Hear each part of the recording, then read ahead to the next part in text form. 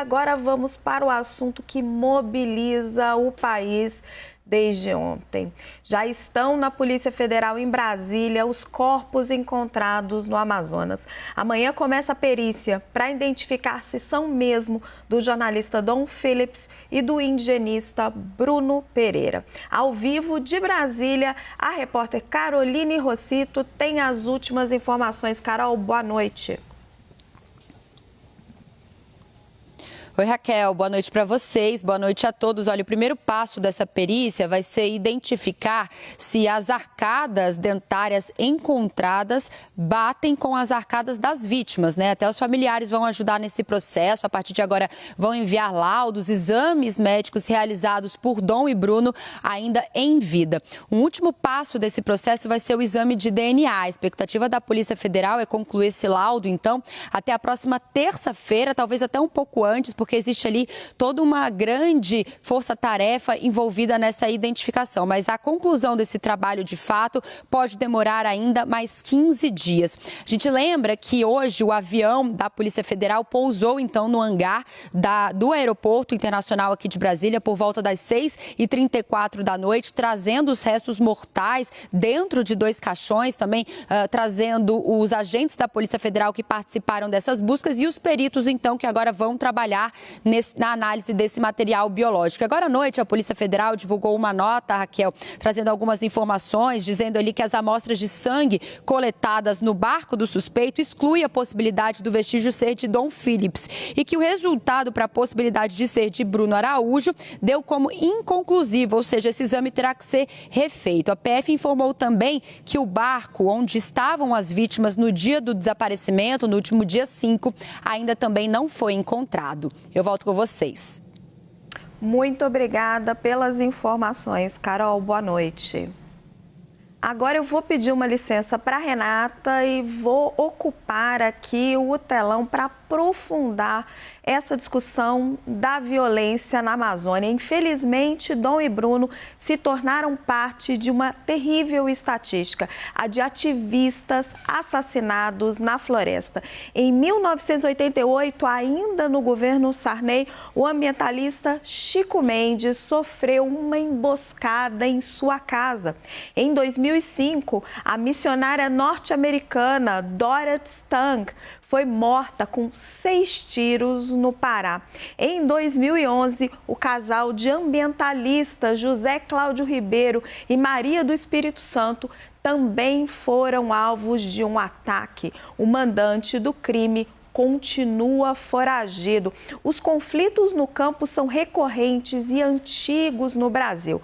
Dados da Comissão Pastoral da Terra mostram 1.768 casos no ano passado, com 34 mortes. O Fórum Nacional de Segurança Pública constatou uma interiorização da violência no país. Enquanto a taxa de mortalidade por homicídios cai no Sudeste, a alta chega a 260% na região Norte e quase 300% no Nordeste desde os anos 80 até agora. Entre as razões da violência na Amazônia estão o desmatamento, a grilagem de terras e, mais recentemente, o narcotráfico. No Acre, onde a droga chega vinda do Peru, atuam o PCC, um grupo criminoso local, o Comando Vermelho e o chamado Bonde dos 13. Já o Amazonas se tornou a maior porta de entrada de cocaína do país, com a atuação da Família do Norte, do Comando Vermelho e do PCC. A região do Vale do Javari, onde Bruno e Dom desapareceram, se tornou uma espécie de hub logístico da droga, por causa da tríplice fronteira. Em Rondônia, todas essas facções disputam o controle da fronteira com a Bolívia. O presidente Jair Bolsonaro falou sobre esse assunto hoje no Twitter. Ele escreveu, abre aspas, nossos sentimentos aos familiares e que Deus conforte o coração de todos, fecha aspas. O presidente respondeu num post da FUNAI, que lamentou a morte de Bruno e Dom. A FUNAI lembrou que Bruno ocupava o cargo de agente em indigenismo na fundação desde 2010 e que o servidor deixa um imenso legado para a política de proteção de indígenas. E também teve repercussão internacional. O Alto Comissariado da ONU para Direitos Humanos divulgou uma nota lamentando o assassinato dos dois. No comunicado, a instituição disse, abre aspas, lamentamos profundamente a informação sobre o assassinato de Dom Phillips e Bruno Araújo Pereira. Expressamos nossas profundas condolências às suas famílias. Esse brutal ato de violência é terrível e apelamos às autoridades estatais para que assegurem que as investigações sejam imparciais, transparentes e exaustivas e que seja prestada reparação às famílias das vítimas. A entidade ainda fez um apelo para que as autoridades brasileiras reforcem a proteção dos povos indígenas. Em 10 dias, o desaparecimento de Dom Phillips e Bruno Pereira já mobilizou mais de 18 milhões de menções nas redes em mais de 100 países. Vamos olhar os resultados entre o dia 5 de junho, data de desaparecimento dos dois, e ontem. No Brasil, o caso de Bruno e Dom movimentou mais de 7 milhões de menções. Nos Estados Unidos, 1 milhão de menções. E na Inglaterra, país do jornalista Dom Phillips, quase 500 mil. Os dados foram coletados por Felipe Nunes, diretor de pesquisa do Instituto Quest. Hora da nossa análise, dou as boas-vindas ao Lorival Santana. Lorival, acabamos de ver a repercussão da ONU, vimos o quanto isso está mexendo com as redes sociais. Como é que você avalia, neste primeiro dia, depois de encontrados os corpos, o tamanho do dano para a imagem do Brasil? Boa noite. Pois nos casos anteriores que você citou, como o Chico Mendes e a Dorothy Stang, que aliás eu cobri lá no Pará, a repercussão ela trazia o fato de que o Brasil tem dificuldades de manter a lei e a ordem e dificuldades também de ter planos de desenvolvimento sustentável, uma reforma agrária, no caso da Dorothy Stang, que fosse mais bem consolidada, enfim, falhas de políticas públicas, mas não havia esse ingrediente que há agora e que eu percebi nas matérias hoje da agência Reuters, do Washington Post, da CNN, o ingrediente da posição do governo é uma posição ou dúbia ou francamente favorável a uma certa destruição ambiental e invasão ou das terras indígenas ou a um questionamento do direito das terras indígenas, porque de fato esse questionamento tem sido feito por parte do governo, né? Veja o que disse aqui a diretora da Survival International, que é uma organização ligada aos povos, sobretudo povos originais, povos indígenas, a agência Reuters, que é a maior agência do mundo. Ela diz: as tentativas genocidas do governo de abrir territórios indígenas para invasores e recompensar criminosos com impunidade causaram níveis vertiginosos de destruição de florestas e violência terrível contra aqueles que tentam detê-los. Então, esse tipo de conclusão, né, de ilação de que o atual governo no Brasil criou um ambiente mais favorável, mais permissível em relação a esse tipo de crimes, esse eu vejo como um ingrediente novo. Antes era mais visto uma omissão, agora é visto quase como uma militância por certos formadores de opinião internacionais, Raquel. Vem muito das declarações do presidente Jair Bolsonaro, da proximidade dele com o agronegócio. Agora, Yuri, esse tweet do Bolsonaro de hoje, ele tenta caminhar numa outra direção depois das declarações desastrosas de culpar a vítima.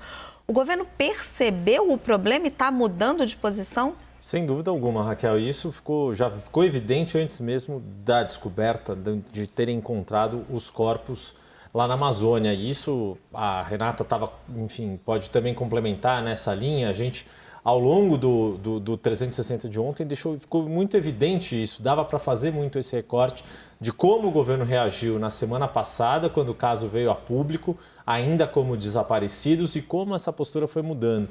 Hoje, na chegada dos corpos a Brasília, o respeito com que os agentes da Polícia Federal trataram na hora de retirar os caixões do avião utilizado para o traslado da Amazônia para Brasília também deixa muito claro isso. Ali a gente estava falando de imagens ao vivo, mas que estavam essas que a gente começa a ver na tela. A gente vai ver a hora que os caixões são retirados do avião, fica muito nítido que eles sabiam que essas imagens não iam ser vistas só por nós aqui no Brasil, estavam sendo mostradas para o mundo todo. E pegando carona no que o Lorival falou, Raquel, que é muito pertinente, qual que é a diferença que a gente tem do que havia no governo? Olha lá as imagens que você estava mencionando, Yuri, da saída dos caixões. Todos esses agentes estão ali, sabem da gravidade do momento, sabem que estão sendo olhados pela comunidade internacional, carregando os corpos de duas vítimas de uma situação olhada com muita atenção pelo mundo.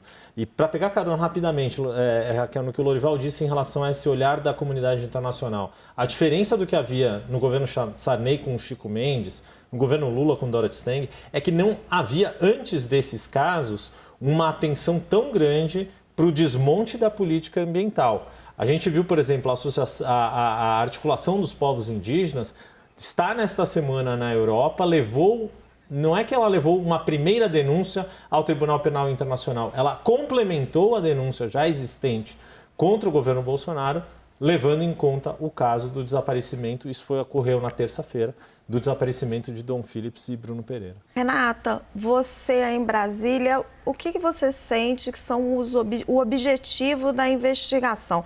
Você acha que eles vão parar na confirmação, aí na confissão desses suspeitos, ou eles vão tentar chegar ao cerne do problema, ao eventual envolvimento, se houver, desses suspeitos com o narcotráfico? Porque as informações que a gente tem dos estudiosos que estão ali sempre na região é que muito dessa pesca ela cresce para abastecer essas operações do narcotráfico. Você vê as autoridades querendo só uma solução rápida para o caso, para o mundo, ou querendo chegar ao cerne do problema? É uma ótima pergunta. Acho que tudo vai depender muito do quanto a atenção ainda ficar voltada para esse caso, infelizmente, e o quanto essa pressão nossa, da imprensa e também a pressão internacional, a atenção do desenrolar, ela seguir.